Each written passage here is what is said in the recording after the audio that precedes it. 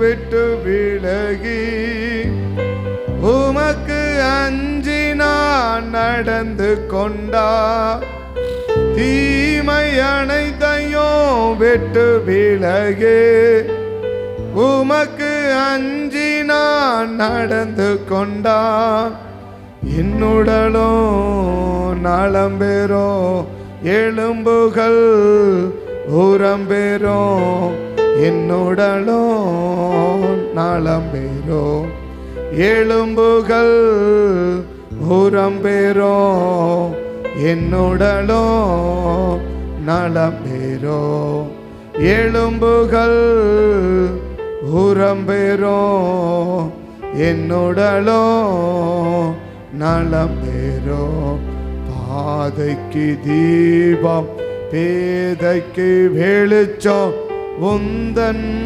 வசனமே ஆற்றல் மிக்கது ஜீவனுள்ளது உந்தன் அருள் வாக்கு பாதைக்கு தீபம் பேதைக்கு வெளிச்சம் உந்தன் வசனமே ஆற்றல் மிக்கது ஜீவனுள்ளது உந்தன் அருள் வாக்கு நம்பிக்கைக்கு உரியவரே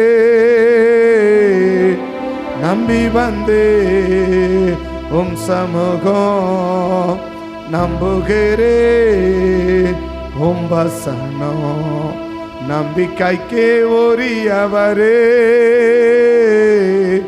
நம்பி வந்தே சமூகம் நம்புகிறே வசனம் தீமை அனைத்தையும் விட்டு விலகி உமக்கு அஞ்சி நான் நடந்து கொண்டான் தீமை அனைத்தையும் விட்டு விலகி உமக்கு அஞ்சி நான் நடந்து கொண்டான் தீமை அனைத்தையும் விட்டு விலகி உமக்கு அஞ்சி நான் நடந்து கொண்டான். உமக்கு அஞ்சி அப்படின்னா தேவனுக்கு பயந்து நாம் வாழ்கிற ஒரு வாழ்க்கை, தேவனுக்கு பயந்து வாழ்கிற ஒரு வாழ்க்கை. ஆண்டவருடைய பிள்ளைகளுக்கு தேவனுக்கு பயப்படுகிற ஒரு பயம் இருக்கணும். தேவனுக்கு பயப்படுகிற ஒரு பயம் இருக்கணும். அந்த பயம்தான் நம்மளை என்ன செய்யணும், ஒரு பெரிய ஆசீர்வாதத்துக்கு நேராக நடக்கும். அது பள்ளிக்கு போகிறவர்களாக இருந்தாலும் அது பணிக்கு போகிறவர்களாக இருந்தாலும் என்ன இருக்கணும்னா அந்த தேவ பயம் இருக்கணும். அந்த தேவ பயம் இருக்கணும். யோசேப்புக்கு அந்த பயம் இருந்துச்சு இல்லையா, கர்த்தரை பார்க்கிறார் அப்படின்ற ஒரு பயம் இருந்துச்சு. அப்போது பள்ளிக்கு போகிற சின்ன பிள்ளைகளாக இருந்தாலும் பணிக்கு போகிற பெரிய நபர்களாக இருந்தாலும் என்ன இருக்கணும், ஒரு தேவ பயம் இருக்கணும். பள்ளிக்கு போகிறவங்களுக்கும் ஆண்டவர் என்னை பார்க்கிறார். அது சின்ன பிள்ளைகளாக இருந்தாலும் வாலிப பிள்ளைகளாக இருந்தாலும் பணிக்கு போகிற பெரியவர்களாக இருந்தாலும் என்ன இருக்கணும், தேவன் என்னை பார்க்கிறார், இருக்கிற இடத்துல தேவன் என்னை பார்க்கிறார் அப்படின்ற ஒரு பயம் இருக்கணும். இந்த பயம் என்ன செய்யும்னா 3 காரியத்தை உங்களுக்கு சொல்லி நான் ஜெபிக்க வந்த தேவ பயம் என்ன செய்யும், இந்த தேவ பயம் என்ன செய்யும், இந்த தேவனுக்கு பயப்படுகிற பயம் என்ன செய்யணும் 3 காரியத்தை உங்களுக்கு சொல்லி நான் ஜெபிக்கிறேன். யாத்திராகமம் 9ஆம் அதிகாரத்துக்கு வந்தீங்கன்னா, யாத்திராகமத்தின் புஸ்தகம் 9ஆம் அதிகாரத்துக்கு நீங்கள் வந்தீங்கன்னா 19வது வசனம் 20வது வசனம் வாசிக்கலாம். இப்பொழுது ஆள் அனுப்பி உன் மிருக ஜீவன்களையும் வெளியில் உனக்கு இருக்கிற யாவையும் சேர்த்துக்கொள், வீட்டிலே சேர்க்கப்படாமல் வெளியில் இருக்கும் ஒவ்வொரு மனிதனும் மிருகமும் செத்து போகத்தக்கதாய் அந்த கல்மழை பெய்யும் என்று எபிரேயரின் தேவனாகிய கர்த்தர் சொல்லுகிறார் என்று அவனுக்கு சொல் என்றார். பார்வோனுடைய ஊழியக்காரரில் எவன் கர்த்தருடைய வார்த்தைக்கு பயப்பட்டானோ அவன் தன் வேலைக்காரரையும் தன் மிருக ஜீவன்களையும் அந்த கூடாரங்களுக்குள் ஓடி வர பண்ணினானுங்க. முதல்ல அந்த தேவ பயம் அப்படின்னா என்ன, தேவ பயம் அப்படின்னா என்ன? 128 சங்கீதம் முதல் வசனம், 128வது சங்கீதம் முதல் வசனம். இந்த தேவ பயம் அப்படின்னா என்ன? கர்த்தருக்கு பயந்து அப்போ செய்ய வேண்டியதை செய்கிறது ஒரு தேவ பயம். செய்ய வேண்டியதை நம்ம செய்கிறது தேவ பயம் இல்லையா?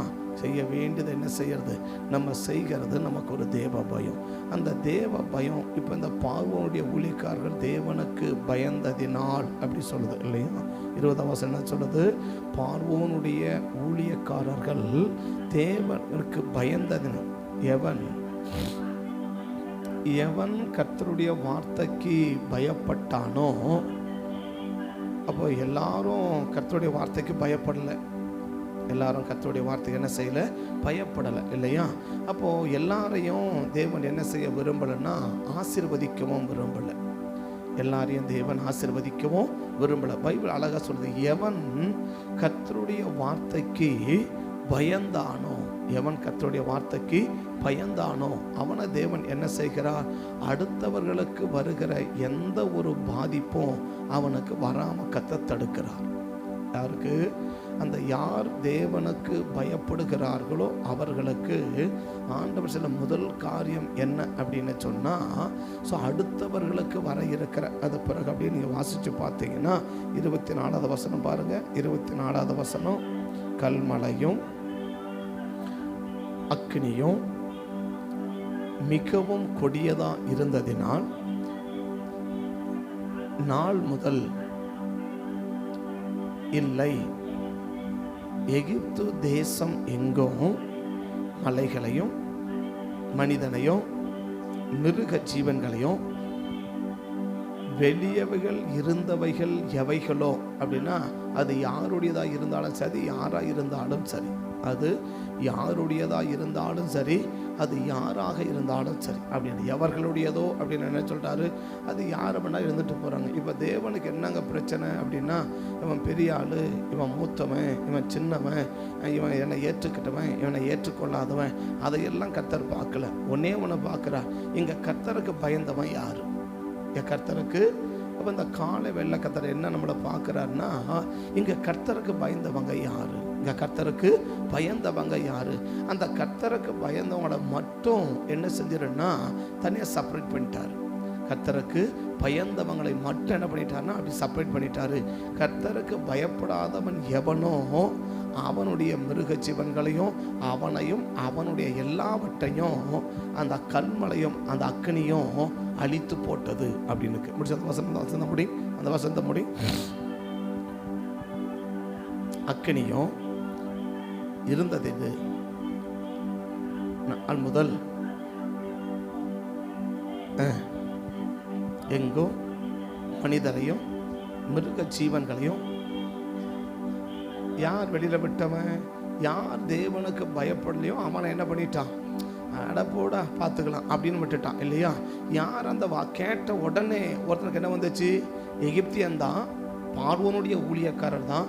அந்த பார்வோனுடைய ஊழியக்காரனுக்குள்ள கூட கடைசியில் என்ன சில பேருக்கு என்ன இருக்குது, தேவ பயம் இருக்குது இல்லையா? அப்போ பார்வோனுடைய ஊழியக்காரராக இருந்தாலும் எகிப்தில் இருந்தாலும் ரட்சிக்கப்படாதவனாக இருந்தால் கூட அவனுக்கு என்ன இருக்குது, சில பேருக்கு என்ன இருக்குது, தேவ பயம் இருக்குது. ஆனால் ரட்சிக்கப்பட்டவர்களுக்கு அந்த தேவ பயம் இருக்கான்னு தான் கேட்டால் தெரியல. இப்போ தேவன் என்ன பார்த்தா, இவன் ரட்சிக்கப்பட்டவனா, அபிஷேகம் பெற்றவனா, மூத்தவனா, இளையவனா, 10 வருஷம் ஆச்சு, 20 வருஷம் ஆச்சு, 50 வருஷம், அதெல்லாம் கர்த்தர் பார்க்கல. ஒரே பார்த்தா தேவனுக்கு பயந்தவனா அவனை ஒன்று என்ன பண்ணக்கூடாது, இந்த அக்கினியும் கல்மலையும் ஒன்றுமே செய்யக்கூடாது. மாறாக தேவனுக்கு பயப்படலையா, எல்லாத்தையும் காலி பண்ணிடுட்டான். எல்லாத்தையும் காலி பண்ணிடு. அந்த வெளியில் விட்டவன் போகிறான் யாரு, தேவனுக்கு பயப்படாத. உள்ள அழைச்சிக்கிட்டவனா யாரு? ஏன்னா மோசே சொன்னார், என்ன சார் தேவ பயனா சொன்னான். தேவ பயன் என்ன?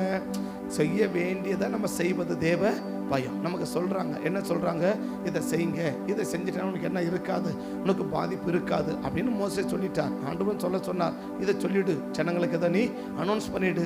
யார் தேவனுக்கு பயப்படுறவனோ அவனை என்ன செய்யலாம், அவனை மட்டும் சேஃபாக வச்சுக்கலாம். ஏன் தேவனுக்கு பயப்படலையோ அவனை என்ன செஞ்சிடலாம், விட்டுறலாம். அவனை கல்மழையும் தாக்கும், மழையும் தாக்கும், வெயிலும் தாக்கும், புயலும் தாக்கும், என்ன வேணா தாக்கட்டும், அவனை என்ன செய்யவே வேண்டாம், அவனுக்கு வருகிற தாக்குதலை தடுக்கவே வேணான்னு சொல்லிட்டார். ஒருத்தனுக்கு வருகிற ஆபத்தையும் அழிவையும் தடுக்கிறாரு. ஒருத்தனுக்கு வருகிற ஆபத்தையும் அழிவையும் தேவன் என்ன செய்ய விரும்பலை, தடுக்கவே விரும்பலை. ஏன் தடுக்க விரும்பலை, அவன் எனக்கு பயப்படல, விட்டுட்டு அவன் என்ன பயப்படலை, அப்போ என்ன செஞ்சுட்டு அவனை விட்டுடுன்னுட்டார். அப்போ நமக்கு என்ன பயம் இருக்கணும், நீங்கள் இருக்கிற இடத்துல உங்களுக்கு என்ன இருக்கணும்னா தேவ பயம் இருக்கணும், தேவனுக்கு பயப்படுற பயம் இருக்கணும். அந்த தேவ பயம் இருந்துடுச்சுன்னா ஸோ அடுத்தவர்களுக்கு வருகிற ஆபத்தும் அழிவும் நமக்கும் நம்முடைய பிள்ளைகளுக்கும் என்ன செய்யாமல் போயிடும், இல்லாமல் போயிடும். அப்போ அந்த அடுத்த வருகிற ஆபத்து மற்ற எல்லாருக்கும் அந்த ஆபத்து வந்துச்சு, அந்த அழிவு வந்துச்சு.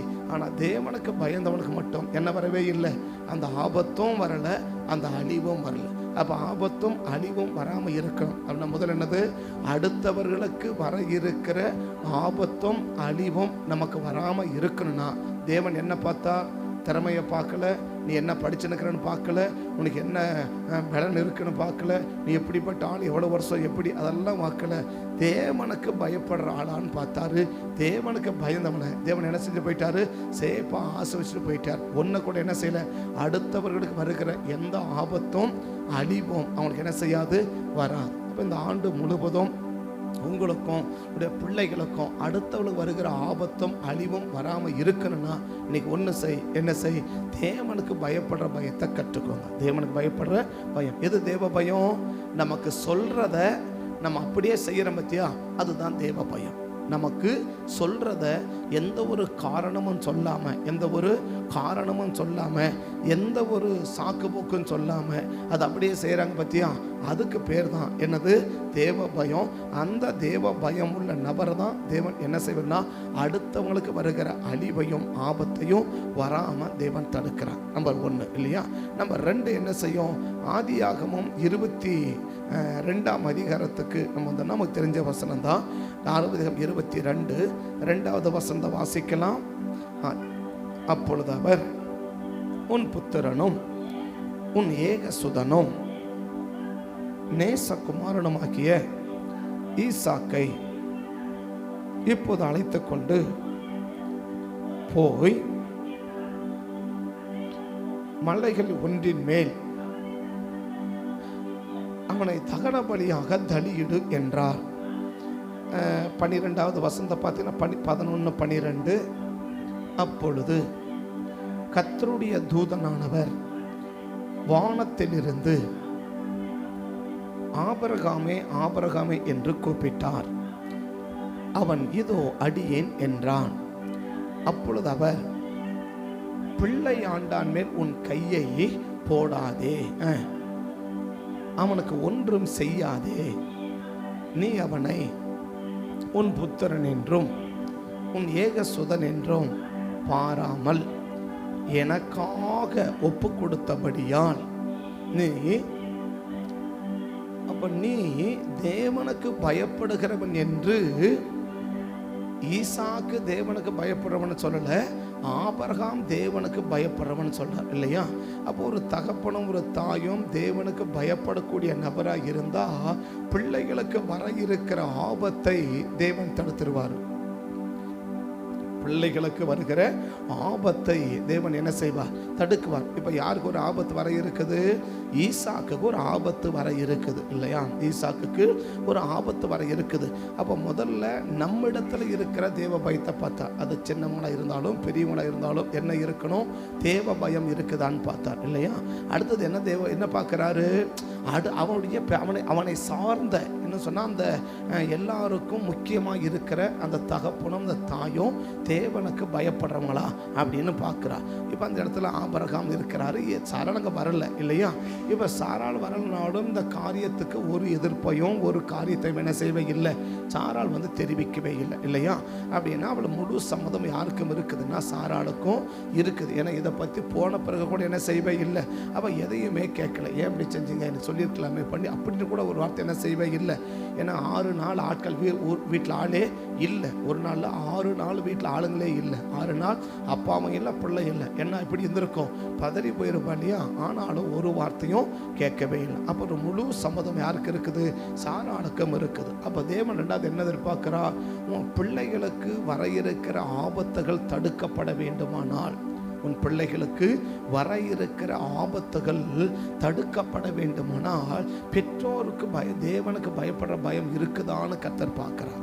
பெற்றோருக்கு தேவனுக்கு பயக்கிற பயம் இருக்குதான்னு கர்த்தர் பார்க்கிறார். இங்க ஈசாக்கு தேவனுக்கு பயந்தவரான்னு பார்க்கல இல்லையா?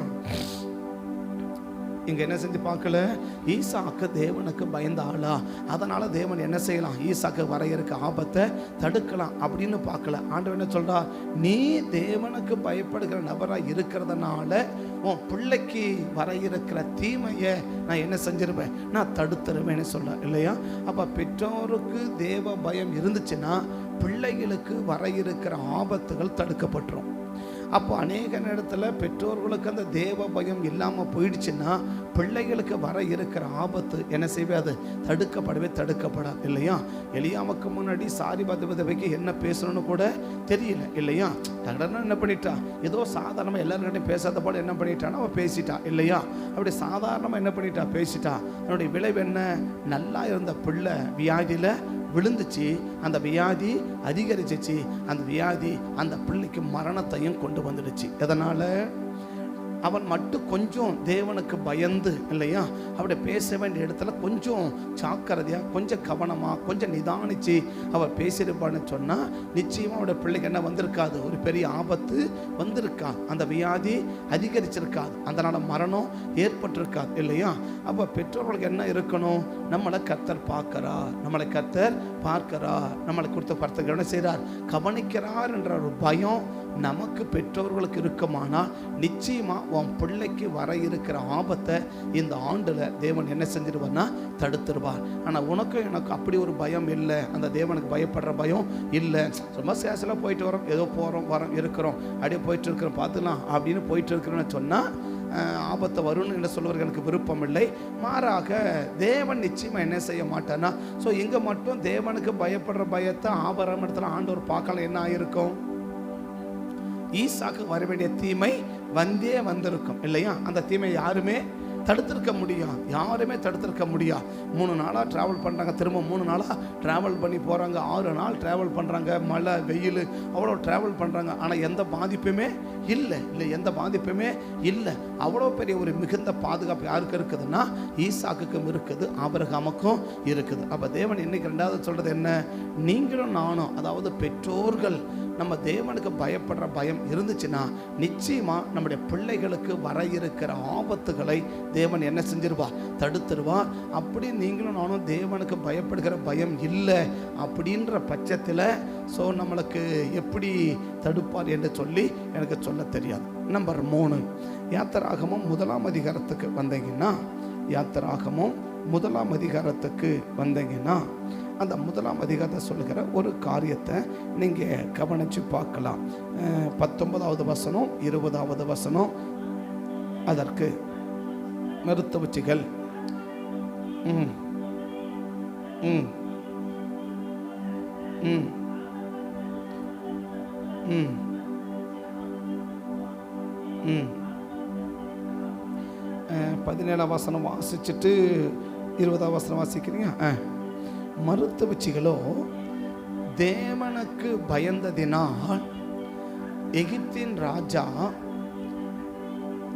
அப்போ அடுத்தவங்களும் நமக்கு என்ன செய்வாங்க, ஆண்டவரும் சொல்றாரு, அடுத்தவர்களும் நமக்கு சொல்லுவாங்க இல்லையா? அப்ப தவிர்க்க வேண்டிய வார்த்தையை தவிர்க்கிறது தேவ பயம். ஒன்று ஏற்றுக்கொள்ள வேண்டிய வார்த்தையை ஏற்றுக்கொள்ளுவது தேவ பயம், ரெண்டாவது, தவிர்க்க வேண்டிய வார்த்தைகளை தவிர்க்கிறது தேவ பயம். தவிர்க்க வேண்டிய வார்த்தைகளை தவிர்க்கிறது தேவ பயம். இன்னைக்கு ஏற்றுக்கொள்ள வேண்டிய வார்த்தைக்கும் தவிர்க்க வேண்டிய வார்த்தைகளுக்கும் நிறைய பேருக்கு வித்தியாசமே தெரியறதில்லை. ஏற்றுக்கொள்ள வேண்டிய வார்த்தைகளுக்கும் தவிர்க்க வேண்டிய வார்த்தைகள் நிறைய பேருக்கு வித்தியாசமே தெரியல. என்னது? யாருடைய வார்த்தையை நான் தவிர்க்க கூடாது, யாருடைய வார்த்தையை நான் ஏற்றுக்கொள்ள வேண்டும், அதுக்குரிய வித்தியாசம் எனக்கு நிறைய பேருக்கு என்ன செய்ய மாட்டிருக்கு, தெரிய மாட்டிருக்கு. அதனுடைய விளைவு என்ன அப்படின்னு சொன்னா, சந்ததிக்கும் பிள்ளைகளுக்கு வரக்கூடிய வளர்ச்சியை அது தடுத்துருது. பிள்ளைகளுக்கு வரக்கூடிய வளர்ச்சி. அடுத்தது தேவ பயம் என்ன செய்யும்? இப்ப 20ஆம் வசனம் வாசிக்கலாம். இப்ப 20ஆம் வசனம் வாசிக்கலாம். இது நிமித்தம், எது நிமித்தம்? அந்த தேவனுக்கு பயம் தர பயத்தின் நிமித்தம் தேவன் மருத்துவச்சிகளையும்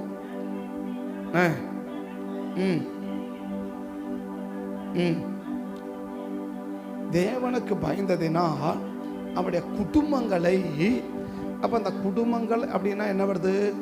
குடும்பத்தினா குடும்பங்களை என்ன பண்றா? அப்ப அந்த குடும்பம்னாக்க இப்ப மருத்துவம் அடுத்தது யார் வராங்க?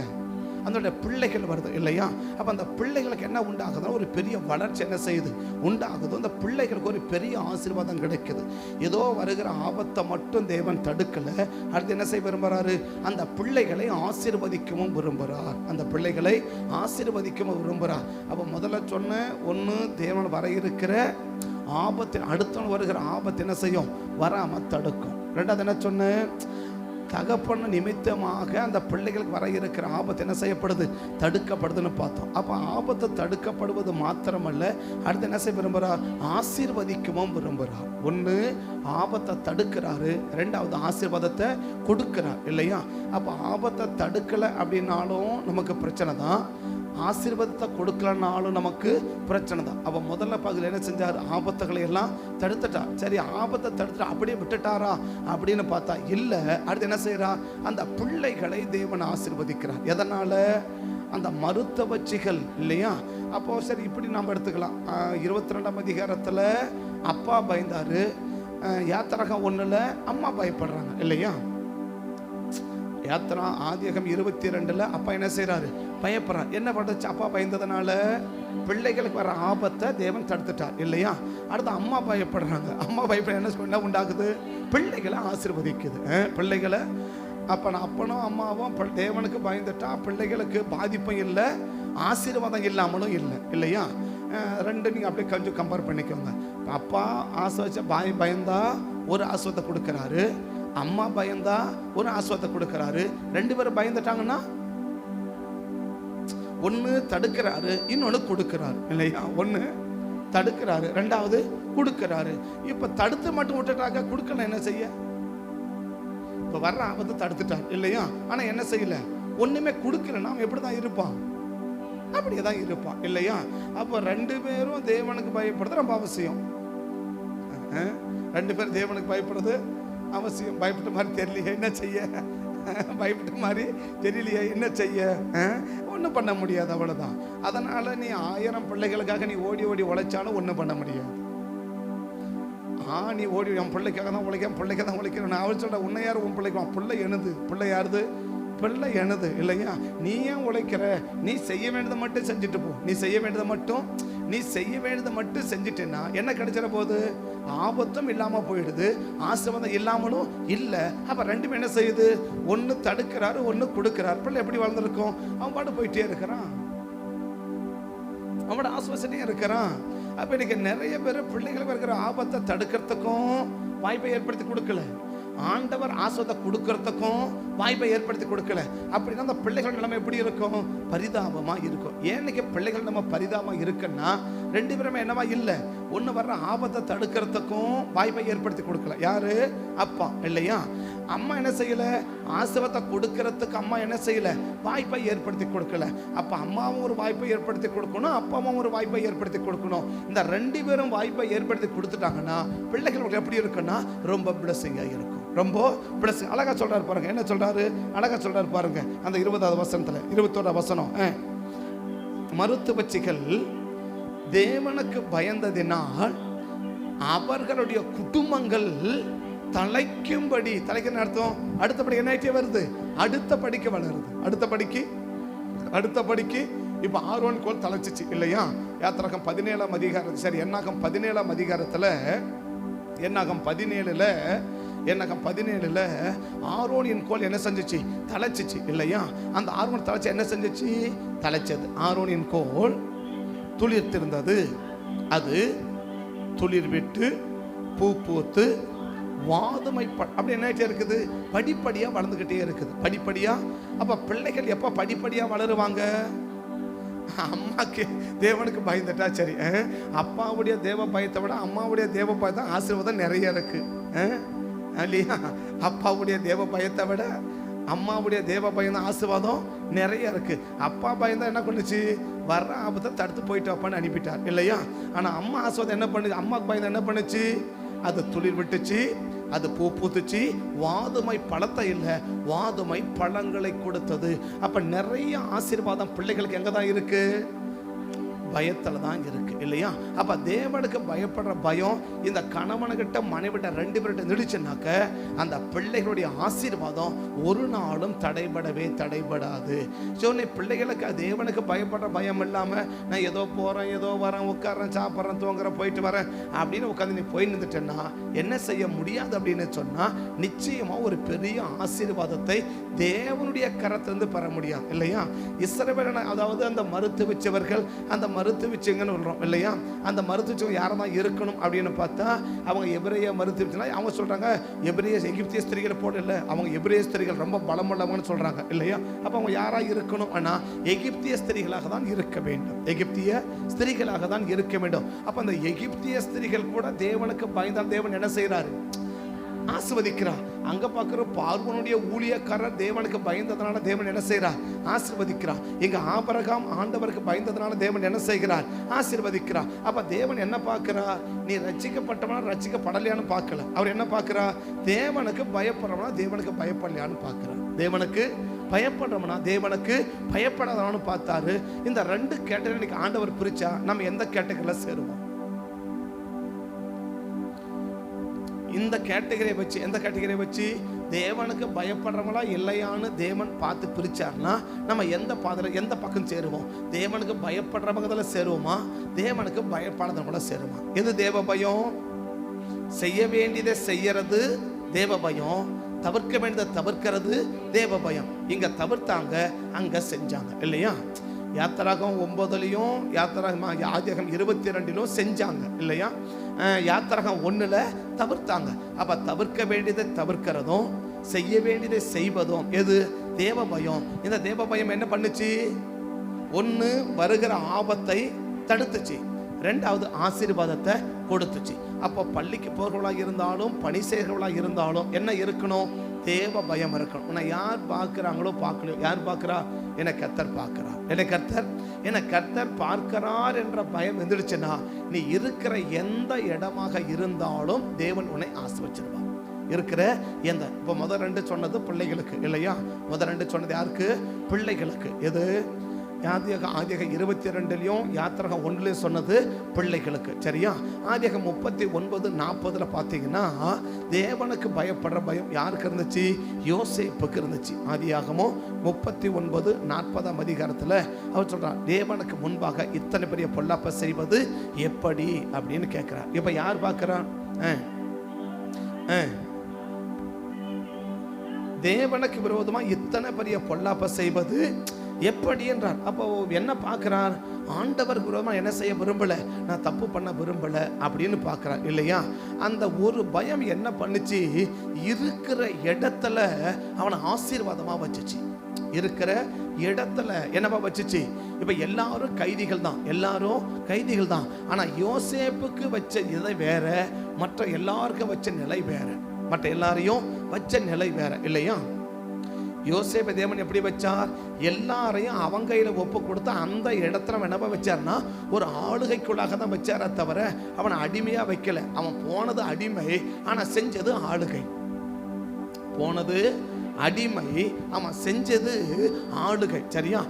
அவன் எந்த இடத்துல கிடையாது, எந்த இடத்துல இருந்தாலும் யோசேப்பு என்னவா இல்லை, அடிமையா இல்லை. வீட்டில் இருந்தாலும் சரி, வெளியில இருந்தாலும் சரி, அப்பா வீட்டில் இருந்தாலும் சரி, எங்க இருந்தாலும் சரி, என்ன செய்யல?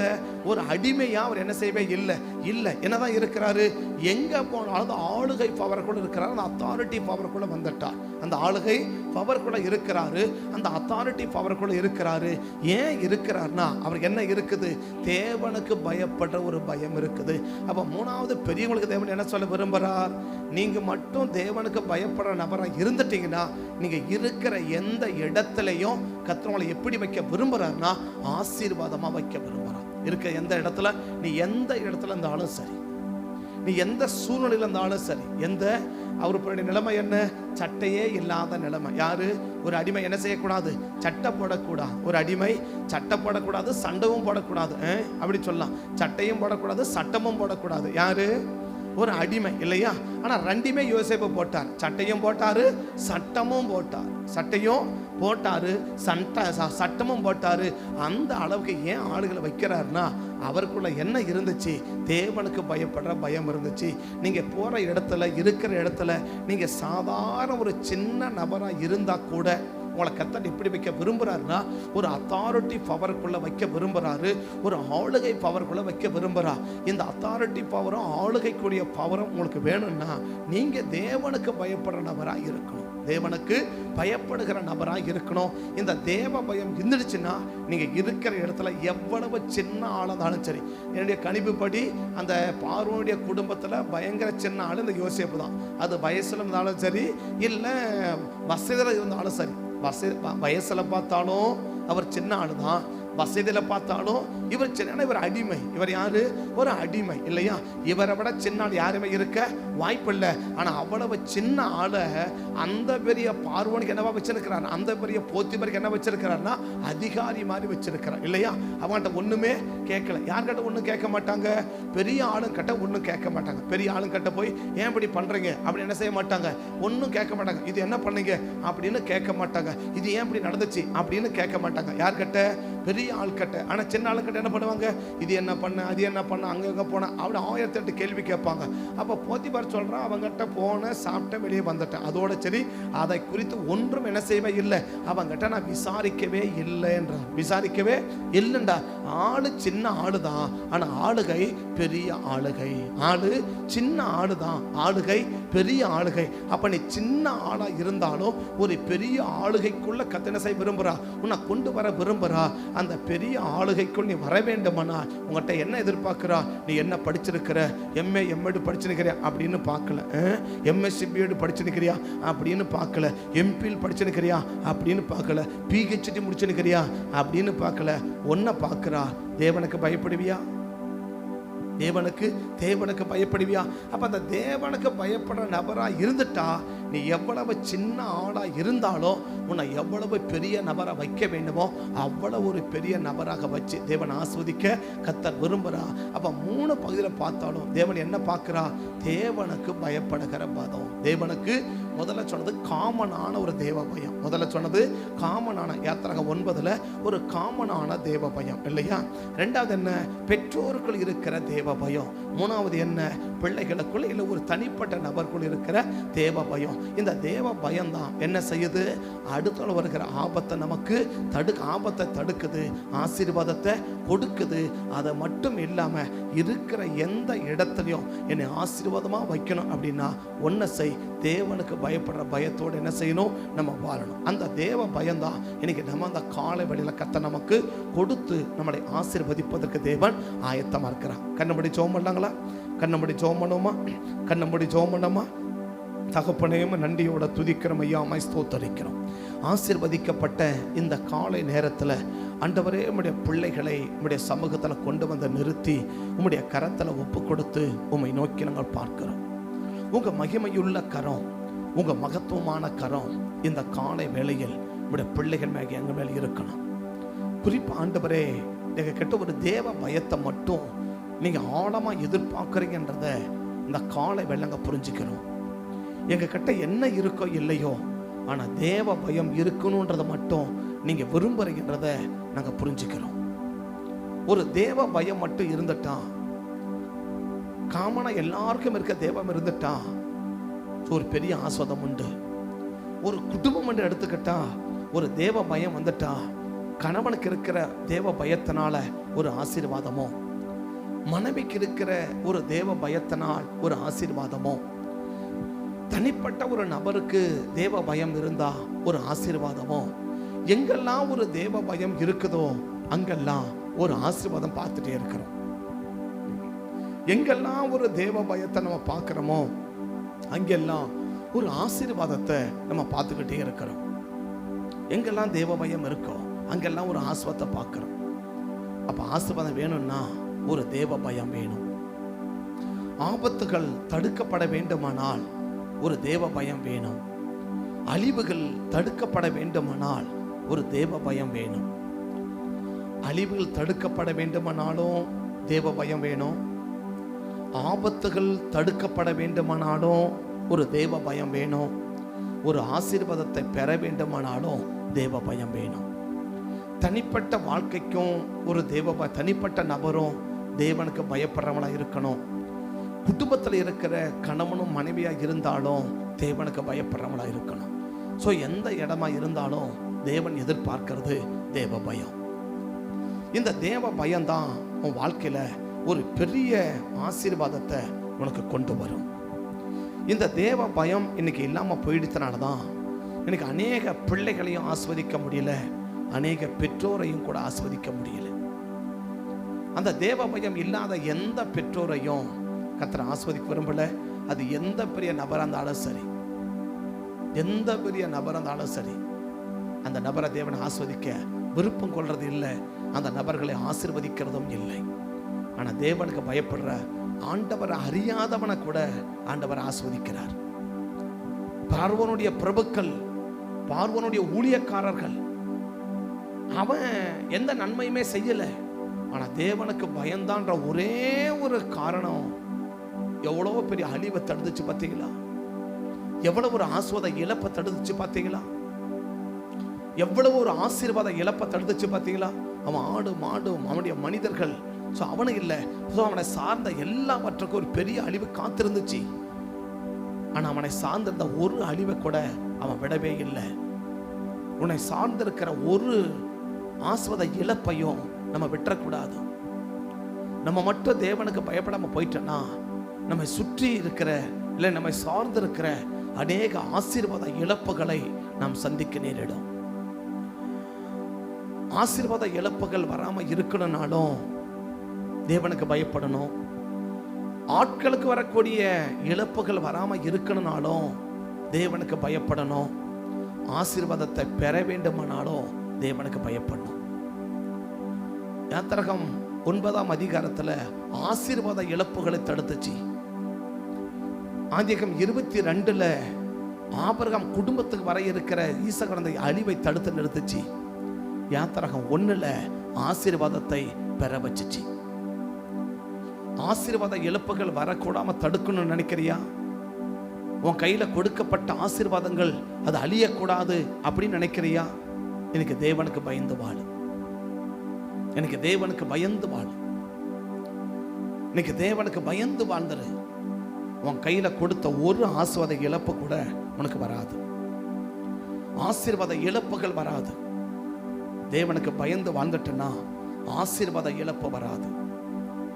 தேவனுக்கு பயந்து வாழ்ந்துட்டா ஆட்கள் இழப்பு வராது. ஆட்கள் இழப்பு வராது. தேவனுக்கு பயந்து வாழ்ந்துட்டா ஆசீர்வாத குறைவு வராது. ஆஸ்வதிச்சிட்டே இருக்கா அந்த குடும்பங்களை தேவன் தலைக்க பண்ணினார். இன்னைக்கு நம்ம குடும்பங்களை தேவன் தலைக்க பண்ண விரும்புகிறார்.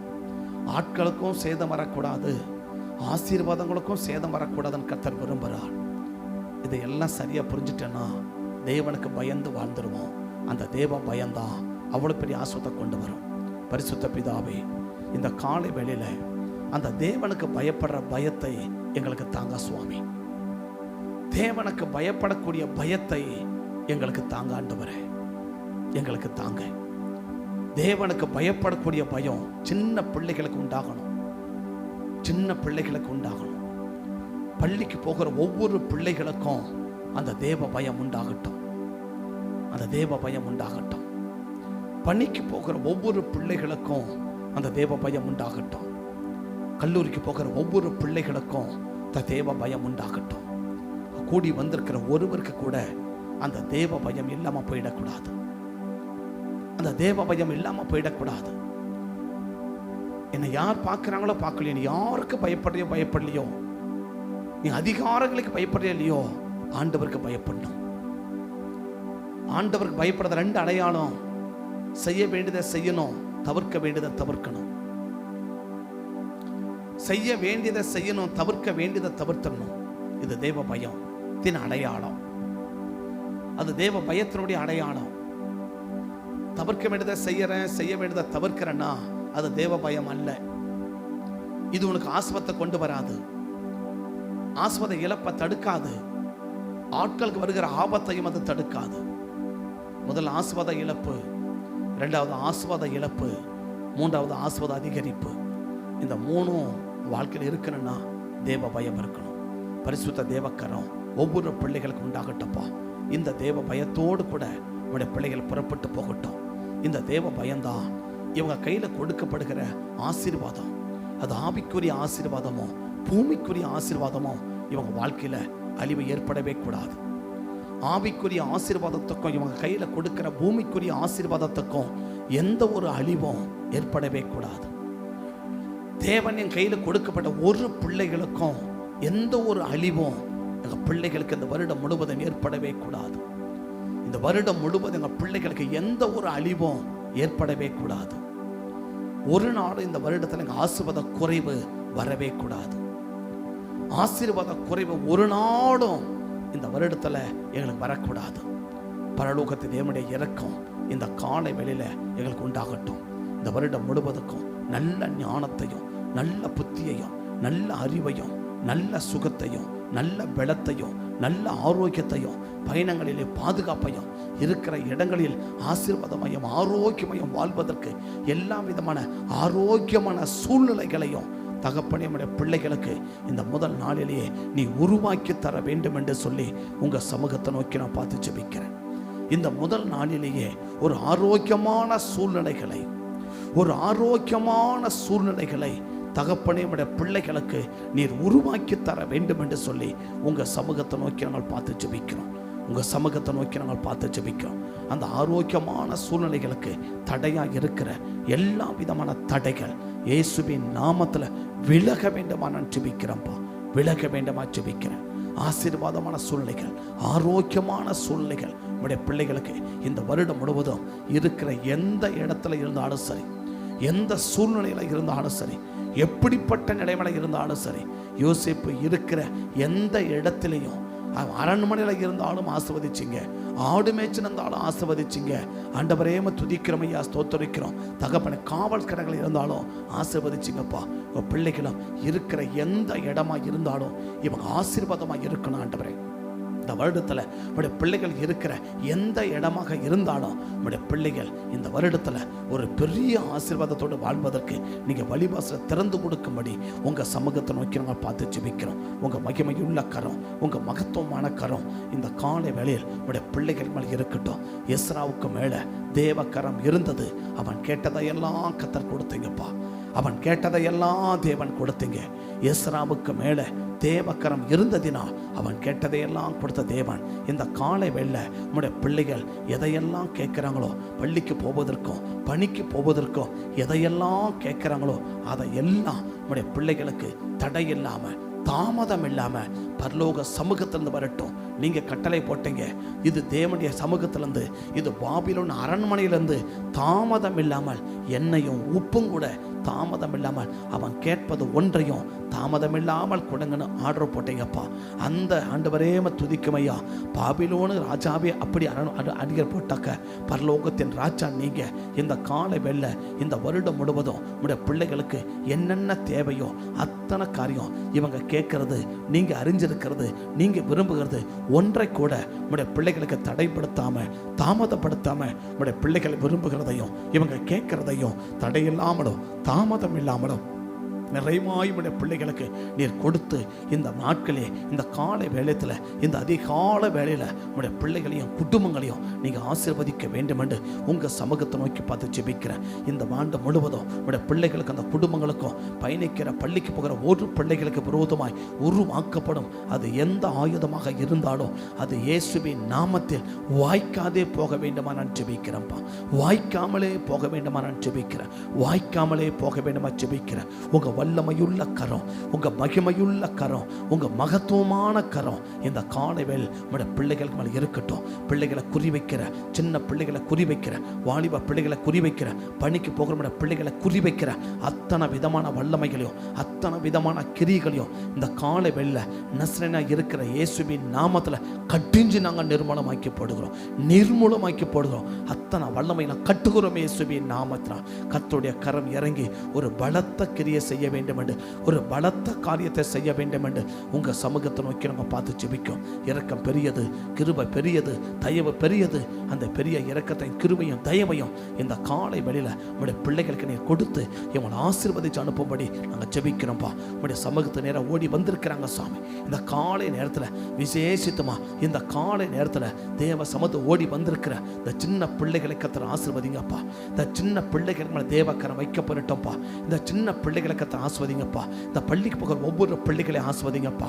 இங்கே ஓடி வந்திருக்கிற பணிக்கு போகிற ஒவ்வொரு பிள்ளைகளையும் இந்த ஆண்டு முழுவதும் கர்த்தருடைய ஆசீர்வாதம் இருக்கட்டும். உன் பக்கத்தில் 1000 பேரும் உன் வலது பக்கம் 10,000 பேரும் விழுந்தாலும் தீங்கு அணுகாதுன்னு சொன்னவர் இந்த ஆண்டு ஆண்டவரே இவங்க பள்ளி படிப்பையும் ஆண்டவரே பணிகளையும் முடிக்கிற வரைக்கும் இவங்க பக்கத்தில் 1000 பேர் விழுந்தாலும் வலது பக்கம் 10,000 பேர் விழுந்தாலும் எந்த ஒரு தீங்கும் உடைய பிள்ளைகளையும் இந்த குடும்பங்களையும் பணிஸ்தலங்களையும் படிப்பு ஸ்தலங்களையும் தாக்காதபடி வெளியே அடைச்சு கத்த நீங்கள் பாதுகாக்க வேண்டும் என்று சொல்லி உங்கள் சமூகத்தை நோக்கி நம்ம பார்த்து ஜெபிக்கிறோம்.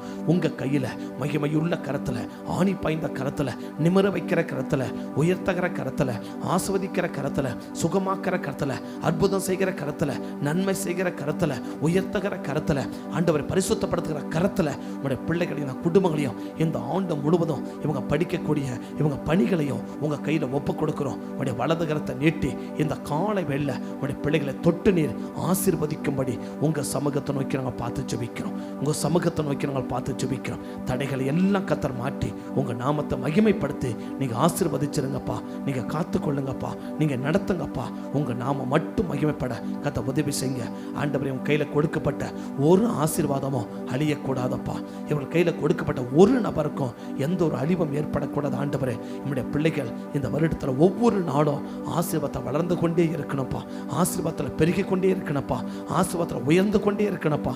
ஆசீர்வாதத்தில் நம்முடைய பிள்ளைகள் வளர்ந்து சிறந்து கொண்டே இருக்கணையா. அப்படிப்பட்ட மகிமையான காரியங்களை உடைய பிள்ளைகளுக்கு நீ செஞ்சு நீர் ஆசீர்வதிக்கும்படி சமூகத்தை நோக்கி பார்த்து ஜெபிக்கிறோம். தடைகளை மாற்றிவிடும், நாமத்தை மகிமைப்படுத்தும் தேவ கரம் உடைய பிள்ளைகளுக்கு மேலே இருக்கட்டும். ஒப்பு கொடுக்குறோம், நடத்தும். உங்கள் நாம மட்டும் மையப்பட்டோம்.